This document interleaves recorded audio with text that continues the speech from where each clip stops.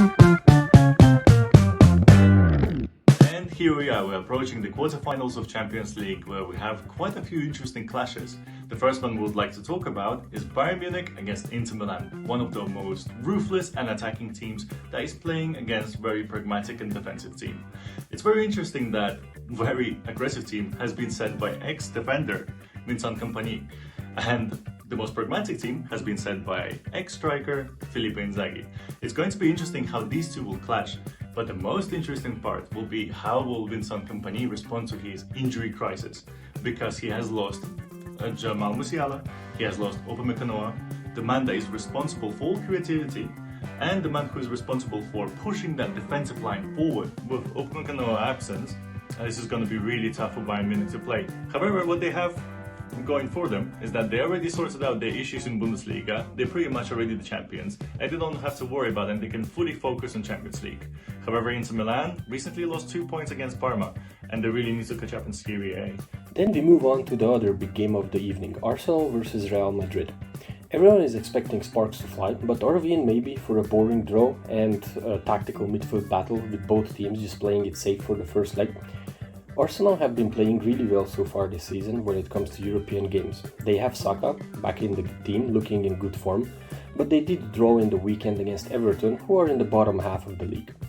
Arsenal also have a lot of injury issues that Arteta needs to work around. Yes, Havertz and Gabriel Jesus are out in attack, but the bigger headache comes from missing two key defenders in Gabriel and Calafiori. Talking about defensive problems, Real Madrid are also not shining in this department. They've lost in the weekend against Valencia at home. One might say Valencia played an Uno reverse card on Real by clinching the victory in the last possible moment.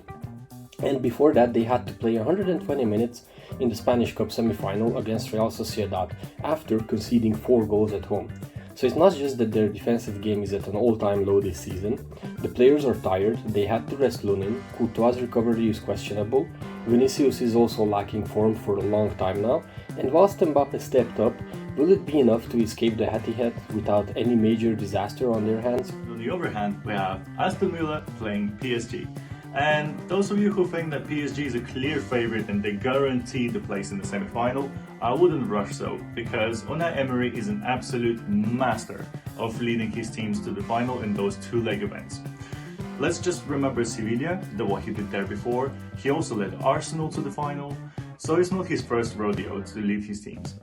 And also, let's look at the squad of Aston Villa. They almost had no injuries and they have very interesting gang of rejects because they have Rashford starting to play like God again.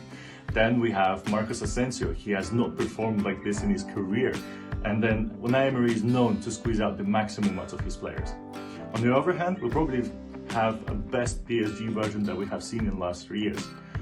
Even when we had Kylian Mbappe, we had Messi, when we had Neymar there, yes, those were the big names, but actually they were not playing as team. It was just 3 individuals in front whilst the rest of the team was working. Now what we have Khvicha Kvaratskhelia, we have Bradley Barcola, and we have Gonzalo Ramos as well, and of course we cannot forget Ousmane Dembele. This is the trio that also works in front, they also come back, they look like one unit, and it's going to be very interesting to see what will be the outcome of this game. Yes, they have defeated Liverpool, but Aston Villa can provide a very good response. Let's see who's going to win. Finally, Barcelona against Dortmund. This game looks to be an easy slam-dunk victory for Barca, considering their form and how well they've been playing all season long. Dortmund have shown some good performances, but they just seem to lack consistency in their play, and depending on the day, they might just showcase an amazing game or be completely lost on the field. Barca had some struggles in the weekend, and visibly some of the players, mainly Rafinha, were really frustrated after their draw at home to Betis. But will that be enough for last year's Champions League finalists to topple one of the big favourites of this season on their home ground? Hansi Flick has a 100% winning record as a manager against Dortmund and no major injuries to worry about. All odds point to Barca winning this one, even despite Dortmund's record of scoring in their last 11 UCL away games.